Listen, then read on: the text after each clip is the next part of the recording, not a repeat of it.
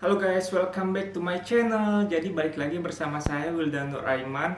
Di video kali ini saya akan sharing sama teman-teman semua tentang bekerja di solar farm Australia atau yang biasa kita kenal dengan pembangkit listrik tenaga surya Australia.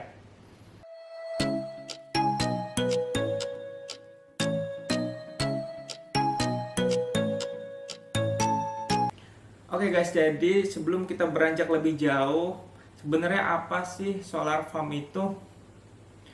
Solar farm itu sebenarnya sama seperti farm-farm pada umumnya. Katakanlah blueberry farm. Apa sih yang blueberry farm itu dapatkan atau produksi? Yaitu blueberry kan gitu. Jadi perkebunan blueberry, mereka memproduksi blueberry yang nantinya akan dijual ke pasar atau ke supermarket seperti itu. Begitu juga dengan solar farm. Yang mereka produksi adalah matahari yang telah dikonversi dalam bentuk energi listrik yang nantinya akan dijual atau digunakan oleh masyarakat sekitar seperti itu. Jadi apa sih manfaat atau benefitnya ketika sebuah negara memiliki pembangkit listrik tenaga surya? Yang pertama itu mereka sudah mengurangi ketergantungan dari batu bara. Yang kedua itu ramah lingkungan. Mengapa? Karena mereka sudah mengurangi emisi karbon dioksida yang dihasilkan dari pembakaran batu bara seperti itu. Yang ketiga itu tahan lama. Jadi panel surya itu memiliki ketahanan 20 sampai 25 tahun seperti itu. Yang keempat itu tentu energinya tidak habis-habis karena berasal dari matahari. Jadi solar farm itu luas banget gitu, berhektar-hektar, isinya adalah panel surya seperti itu. Nah, berapa sih gajinya gitu? Teman-teman mungkin penasaran gajinya ketika seseorang bekerja di solar farm Australia. Nah, sebelum kita mengetahui gajinya, teman-teman harus mengetahui dulu bahwasanya solar farm itu termasuk pekerjaan construction atau konstruksi. Yang mana persyaratan utamanya untuk mendapatkan pekerjaan ini adalah white card. White card itu sudah saya jelaskan dalam video sebelumnya seperti itu. Jadi gajinya atau rate-nya itu minimal 35 per hour atau Rp350.000 per jamnya gitu. Paling nggak sehari kita bisa dapat 10 atau 10,5 atau bahkan lebih gitu. Nah, menurut pengalaman saya yang sudah saya lakukan, solar farm yang sudah pernah saya kerjakan itu saya mendapatkan 55 jam per minggunya gitu. Jadi Senin sampai Jumat itu 10 jam, kemudian Sabtunya itu 5 jam. Jadi ketika di total kurang lebih saya mendapatkan 1.600 dolar Australia atau sekitar 16 juta rupiah per minggu setelah dipotong pajak, atau per bulannya 64 juta gitu. Bagaimana kalau hari Minggu kerja? Kalau hari Minggu kerja itu kita akan dapat double pay atau per jamnya itu dua kali lipatnya, yaitu sekitar 70 dolar Australia atau sekitar 700.000 rupiah. WOW BGT banget nggak tuh? Gitu. Nah, teman-teman udah mulai berdebar-debar, mungkin kerjanya ngapain ini kok gajinya gede banget gitu. Kerjanya gampang banget teman-teman gitu. Jadi di Australia itu kebanyakan pekerjaannya itu bercanda tapi gajinya itu serius gitu. Itu enaknya di Australia gitu. Gaji kerjanya kita bercanda tapi gajinya itu serius gitu. Nah, pekerjaannya itu berdasarkan tim yang kita dapatkan teman-teman. Jadi tergantung dari jenis pekerjaannya gitu atau tim yang kita dapatkan. Yang pertama tentunya ada paneling tim atau orang-orang bertugas untuk memasang panel gitu. Nah, ini yang terbilang agak berat. Kenapa? Karena panelnya itu agak berat, sekitar 30 kg. Gedenya itu sepintu.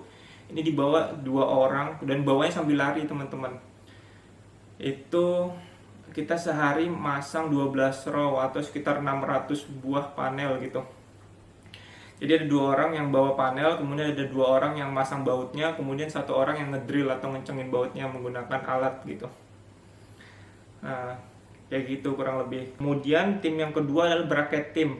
Bracket team ini adalah semacam dudukan yang akan digunakan untuk tiangnya itu atau tube-nya itu. Langsung kita praktekin aja teman-teman, bracket team itu seperti apa kerjanya. Check this out. Oke guys, kali ini saya ada di bracket team dan saya pengen nunjukin ke teman-teman bagaimana cara ngedrill bracket ini gitu. Pertama-tama kita harus menyesuaikan gitu. Ini ada alat namanya measure high level. Kita harus nyesuaiin bahwasanya level bracket sini sama-sama sentral seperti itu. Nah, saya akan tunjukin ke teman-teman mana caranya. Ayo.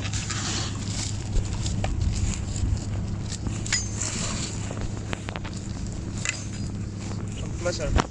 Ya, jadi ini high levelnya kayak gini tingginya, bubble-nya itu ada di kayak gitu. Nah, kita harus samain bubble-nya itu sama kayak di bracket ini.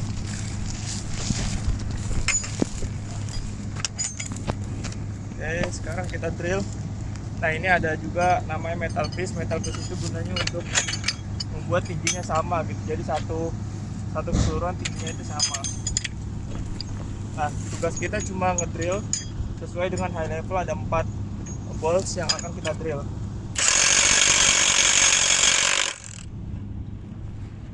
Nah, come closer. Nah, ini bubble-nya kita samain kayak di sebelumnya.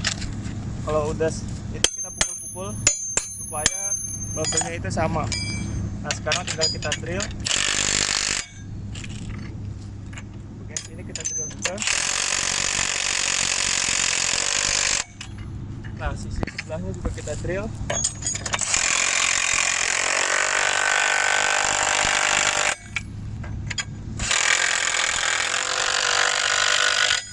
Nah, ini jadi satu dan kita harus buat sebanyak 5 seperti itu. Ya, oke. Thank you. Nah, itu tadi dia bracket tim. Tim yang selanjutnya adalah preparation table. Kita nyebutnya table gitu, Kak. Misalnya, Wildan, kamu kerja hari ini table ya gitu. Dia cuma table doang bilangnya. Jadi table ini tugasnya adalah kita meracik tiang atau tube-nya yang akan kita gunakan untuk dudukan panelnya itu gitu. Jadi di tiangnya itu ada yang namanya clamps. Clamps itu tempat dudukan panelnya. Kemudian ada brackets, kemudian ada juga penghubung antara tiang satu dengan tiang lainnya gitu. Jadi kita cukup mengikuti komando dari leading hand-nya itu atau ketua timnya. Misal clampsnya 3, kemudian brackets, kemudian clamps lagi 4, seperti itu. Tinggal kita ikuti aja komandonya, itu gampang banget. Biasanya perempuan di sini gitu, karena memang perempuan tangannya lebih cepat dan intinya juga alatnya nggak begitu berat gitu. Biasanya perempuan lebih banyak ditempatkan di tempat ini. Nah, tim yang selanjutnya adalah strengthening team. Ini juga gampang banget gitu, kerjanya bercanda tapi gajinya serius. Strengthening team ini kerja untuk meluruskan cube-nya itu gitu atau tiangnya itu. Jadi misal tiangnya terlalu miring ke kiri, jadi kita harus mukul ke kanan gitu. Mukulnya berapa kali tergantung dari komando dari timnya gitu. Jadi ketua timnya akan ngasih tahu gitu ke kiri, misalnya kayak gitu. 3 kali itu waga gitu, 3 ke kiri gitu. Itu gampang banget. Tim selanjutnya adalah waste and management team, yang mana waste and management team ini adalah pasti akan selalu ada di setiap construction gitu, pekerjaan konstruksi, yang mana tugasnya adalah mereka ngumpulin setiap palet sama palet, kemudian kardus sama kardus, plastik sama plastik, yang mana nanti mereka akan jual itu kembali atau didaur ulang seperti itu. Nah, itu tadi dia bekerja di solar panel Australia atau solar farm Australia. Jika teman-teman memiliki pertanyaan seputar pekerjaan ini, silakan teman-teman gaungkan di kolom komentar. Sampai jumpa di video selanjutnya. Terima kasih. Bye-bye.